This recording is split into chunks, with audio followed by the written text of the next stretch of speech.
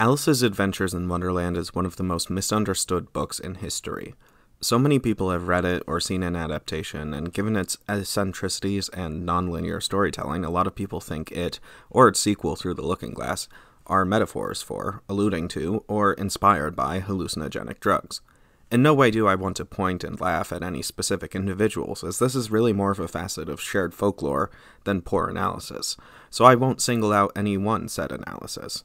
But suffice to say, I've seen textbooks, websites, YouTubers with millions of subscribers, and directors of successful adaptations of the book say that Lewis Carroll was an addict of hardcore hallucinogens.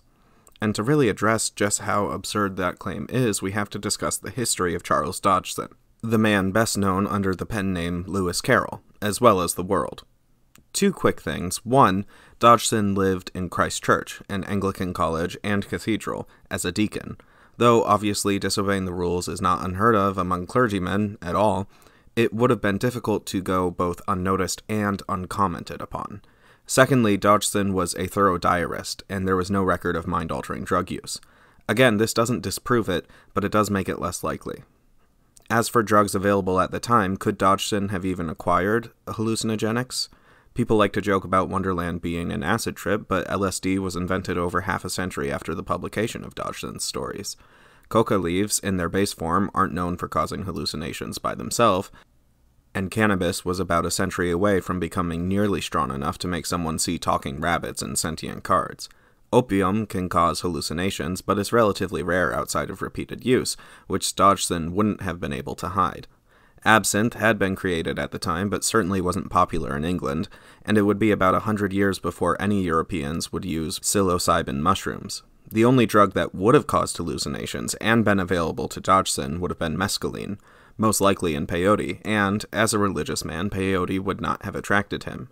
Peyote serves a very important purpose in traditional religions of the Huichol, as well as a handful of other tribes, and an Anglican deacon would be unlikely to partake in a different religion's rituals. This, by the way, is not my condemnation. Peyote is an endangered plant, and Europeans stealing it to be quirky and eccentric are disrespectful, irresponsible, hedonistic, and narcissistic. Not everything is for you, and you should respect people's religious boundaries. So, honestly, it's unlikely that Dodgson would have had the chance or the time to get high, and his options would have been very limited.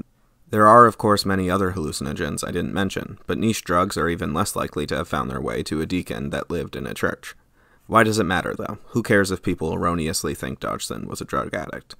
Well, it creates an unhealthy image of what mind-altering substances do. So often, in both folklore and in mass media, the use of psychedelics leads to incredible creativity at the cost of personal virtue. Lewis Carroll made some fantastic fiction and was an accomplished mathematician, but he also photographed naked children. Saying that this lines up with drug addiction is insensitive, to say the least.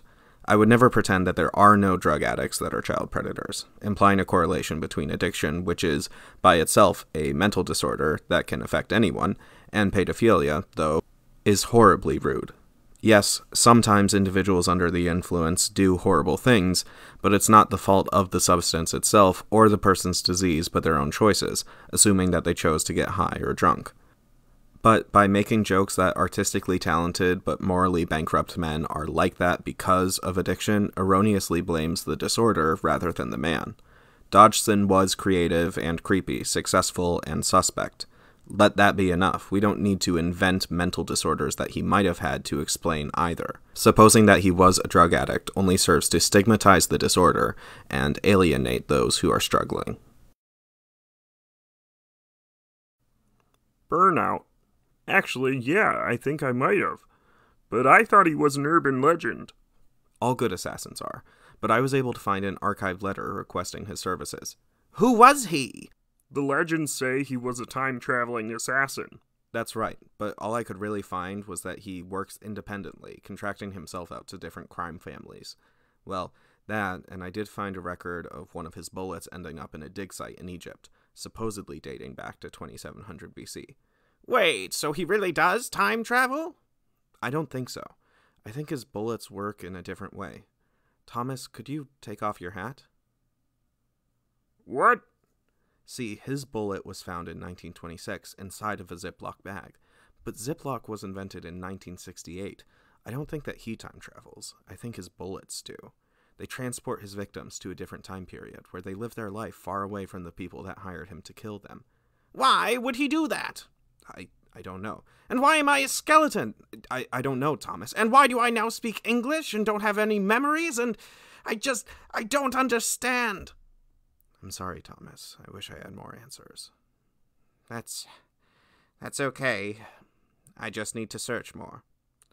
Here, let me see that bullet. I'll take this to a buddy of mine. She owns a lab. I'll see if she can...